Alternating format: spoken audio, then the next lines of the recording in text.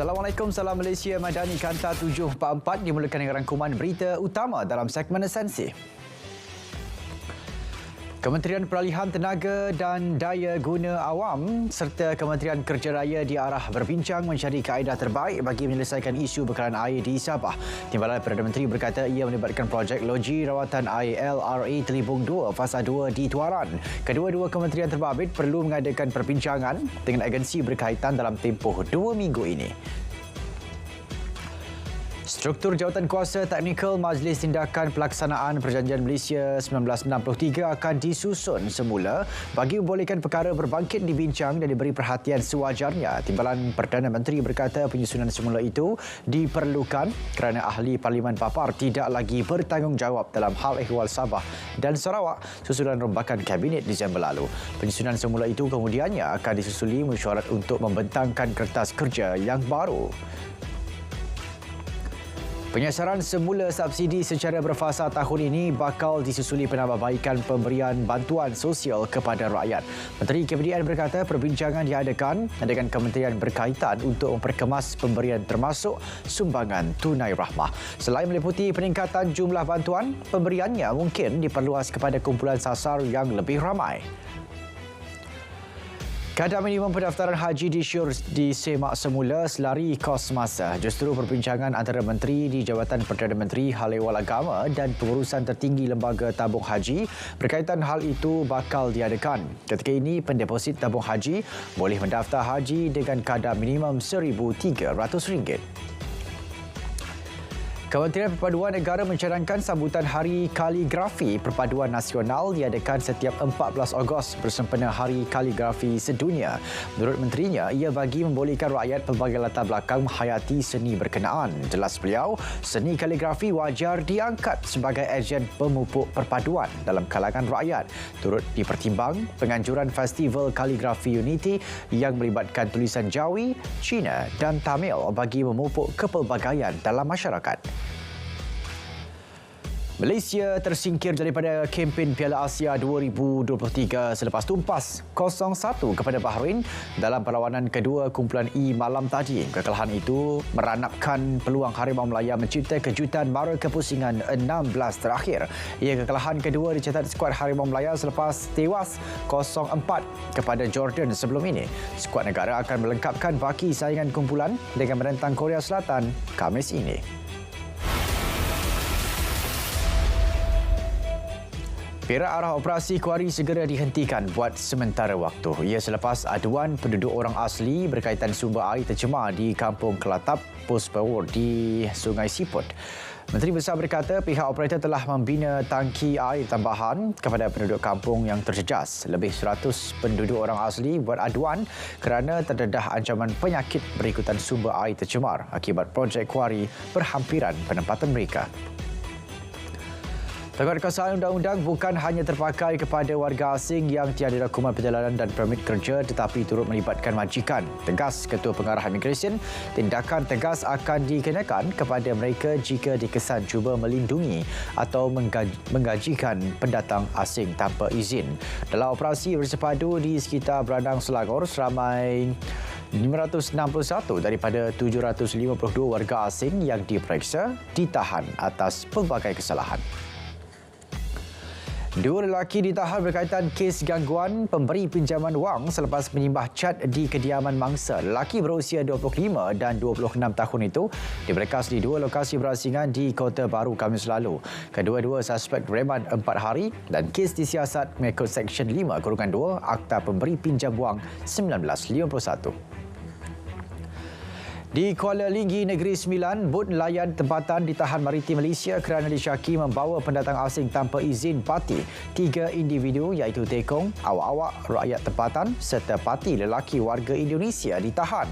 Mereka tidak mempunyai dokumen pengenalan diri dan dokumen perjalanan yang sah. Sementara itu, 2 warga asing ditahan Maritim Labuan di sekitar perairan Pulau Tiga kerana melakukan kegiatan bom ikan. Pengarah Zon berkata, ketika pemeriksaan didapati kedua-dua lelaki itu tidak memiliki sebarang dokumen pengenalan diri yang sah.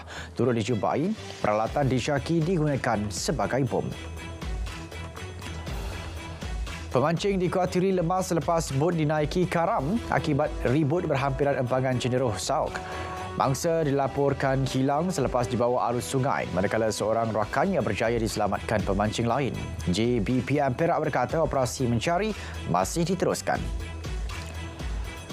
Baik, di Sik Kedah pula, kanak-kanak lelaki 4 tahun hampir lemas ketika di tali air berhampiran rumah neneknya di Kampung Tengah Mukim Teneri. Ketika kejadian, mangsa dipercayai sedang bermain seorang diri di hadapan rumah berkenaan.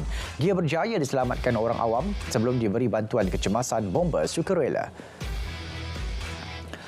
Seorang pelajar tingkatan 3 Sekolah Agama Bantuan Kerajaan di Setiu yang cedera dihempap dinding konkrit dilaporkan stabil.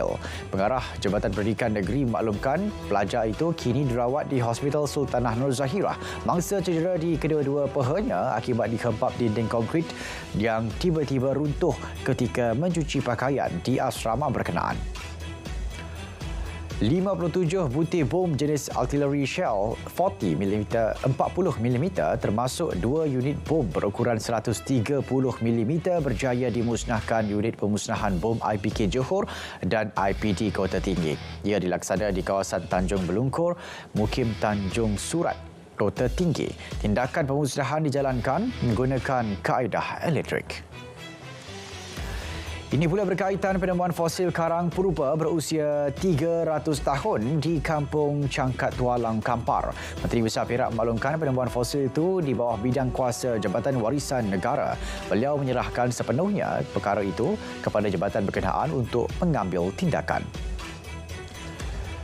2,095 petani sektor tanaman agro makanan di seluruh negara terjejas akibat banjir. Kemusnahan melibatkan kawasan dianggarkan seluas 4,701 hektar. Timbalan Menteri Pertanian dan Keterjaminan Makanan berkata daripada jumlah itu, 72 petani tanaman buah dan sayur terlibat adalah dari Pahang. Laporan awal kawasan terjejas ialah seluas 58.8 hektar melibatkan daerah Pekan, Kuantan dan Rompin. Peruntukan RM113 juta diluluskan bagi membaik pulih cerun runtuh dan jalan rosak di Kelantan, Terengganu, Johor dan Pahang. Menteri Kerja Raya berkata ia melibatkan 129 projek. RM55.4 juta diperuntuk bagi membaik pulih 48 cerun, manakala RM57.6 juta untuk baik pulih 81 jalan rosak. Lebih 120,000 akaun pengguna di daerah Barat Daya akan mengalami gangguan bekalan air berjadual 16 jam. Gangguan susulan kerja lencongan selepas pemasangan 2 saluran paip 600mm di Sungai Perang yang kini sudah siap 50%. Ia dijangka siap sepenuhnya pada 2 Februari ini. Notis gangguan air akan dimaklumkan segera kepada pengguna terjejas selepas mesyuarat Exco Rabu depan. Peningkatan bilangan wanita menjalani ujian HPV di seluruh negara menunjukkan kesedaran tinggi terhadap usaha mengesan dan mencegah kanser cervix. Menurut Menteri Pembangunan Wanita, Keluarga dan Masyarakat, 112,524 wanita direkodkan menjalani ujian berkenaan pada tahun 2019 hingga tahun lepas. Paling tinggi di Sarawak iaitu 23,744, diikuti Sabah 12,778 dan Kuala Lumpur 10,932. 209 program Jualan Rahmah dilaksanakan KPTN Perlis tahun lalu. Program memberi manfaat kepada 210,000 pengguna. Pengarah KPTN Negeri berkata sepanjang tempoh itu lebih RM5 juta nilai jualan keseluruhan direkodkan. Lebih 12,000 jemaah hadir ke Masjid Sultan Iskandar Bandar Dato' On, Johor Bahru sempena program Semarak Subuh Johor. Menteri Besar berkata solat subuh berjemaah terpaksa dilaksana 2 sesi susulan kehadiran sangat ramai. Program Semarak Subuh disasar dilaksana di 56 kawasan Dewan Undangan Negeri dengan peruntukan RM560,000.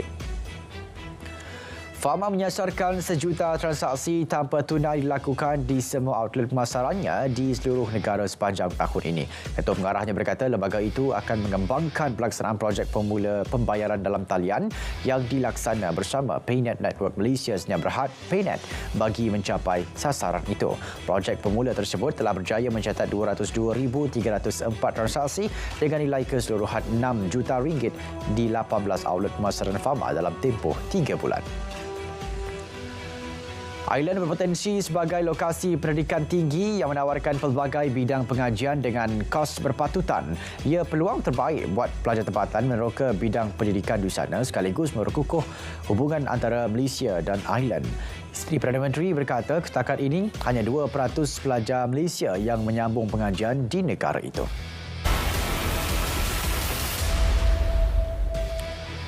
MSM Malaysia Holdings Berhad merancang menceburi bidang penanaman tebu huluan. Usaha itu bagi memastikan keterjaminan gula mentah di negara ini. Pihak MSM akan bekerjasama rapat dengan kerajaan bagi memenuhi hasrat tersebut. Mac lalu, Menteri Ekonomi maklumkan industri tebu negara bakal dibangunkan bagi membantu memenuhi permintaan gula negara. RHBIB mengekalkan unjuran KDNK negara akan berkembang 4.6% tahun ini. Momentum itu didorong permintaan luar yang lebih baik. Di peringkat domestik, prospek positif terhadap pertumbuhan penggunaan swasta di Malaysia juga kekal, disokong keadaan permintaan pasaran buruh yang kukuh. KAB Energy Holdings Sdn Bhd, Kabeh dan LCS Holdings Incorporated tanda tangani perjanjian dasar Indo. Ia akan mengukuhkan portfolio tenaga boleh baru KAB termasuk pelbagai aset solar hidro dan biogas yang merangkumi Malaysia, Thailand, Indonesia dan terkini Filipina. Kabeh dan LCS akan membangunkan projek ladang solar 20 megawatts peak di Santa Ilocos, Filipina secara bersama. DOSM menjalinkan kerjasama dengan UPSI bagi meneruskan perkongsian dalam penganalisan data, penyelidikan perkongsian hasil analisis serta penemuan baru. Kerjasama itu dimeterai melalui MOU yang ditandatangani Ketua Perangkawan dan Naib Chancellor UPSI di universiti itu semalam. MOU itu merupakan pembaruan kepada perjanjian yang ditandatangani antara kedua-dua pihak pada 2015. Tekun Nasional menyasarkan RM84.5 juta pembiayaan disalur kepada 4,400 usahawan informal dan mikro di Sabah sepanjang tahun ini. Jumlah itu termasuk RM2.5 juta yang disasarkan kepada 500 usahawan di Pasar Tamu. Menteri Pembangunan Usahawan dan Koperasi yakin pembukaan cawangan Tekun Nasional di daerah penampang mampu merealisasikan sasaran tersebut. Liga Arab dijadual adakan mesyuarat tergempar di peringkat perwakilan tetap minggu depan bagi membincangkan perkembangan situasi perang di Gaza. Wakil Tetap Palestin di Liga Arab berkata, pertemuan diharap berupaya menghasilkan tindakan politik, undang-undang, diplomatik dan ekonomi oleh Liga Negara Arab serta negara anggotanya dalam berdepan jenayah Zionis. Sekurang-kurangnya 24,000 warga Palestin terbunuh dalam serangan Israel ke atas Gaza sejak 7 Oktober lalu. Menjelang pilihan raya umum Indonesia bulan depan, lebih 64,000 pemilih berdaftar Indonesia yang bermastautin di Sarawak bakal mengundi Presiden Naib Presiden Indonesia serta anggota Dewan Perwakilan Rakyat. Konsul Jeneral Republik Indonesia di Sarawak menyatakan dua kaedah mengundi disediakan, iaitu mengundi di pejabat konsulat pada 11 Februari atau di 153 lokasi ladang yang dikenal pasti di Bumi Kenyalang dari 4 hingga 10 Februari. Ketua Polis Seoul didakwa cuai ketika bertugas sehingga menyebabkan insiden rempuhan maut pada sambutan Halloween kira-kira 2 tahun lalu. Insiden mengorbankan 160 orang di Itaewon. Kim Kwang Ho didakwa atas tuduhan kecuaian profesional yang mengakibatkan kecederaan atau kematian. Sebelum ini, Ketua Balai Polis di daerah Yongsan di Seoul termasuk Itaewon dan pejabat Wat Yongsan turut didakwa.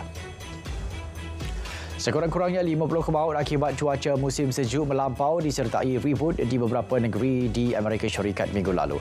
Antaranya di Tennessee, Pennsylvania dan Kentucky. Perkhidmatan Cuaca Kebangsaan dalam amaran terbarunya berkata satu lagi letusan di Arctic akan menyebabkan suhu dan angin sejuk berbahaya ke dataran dan lembah Mississippi. Saudara, Kanta 744 berakhir di sini. Dari sungai ke segara, Palestin pasti merdeka. Assalamualaikum, salam Malaysia Madani. Dekat perpaduan, penuhi harapan.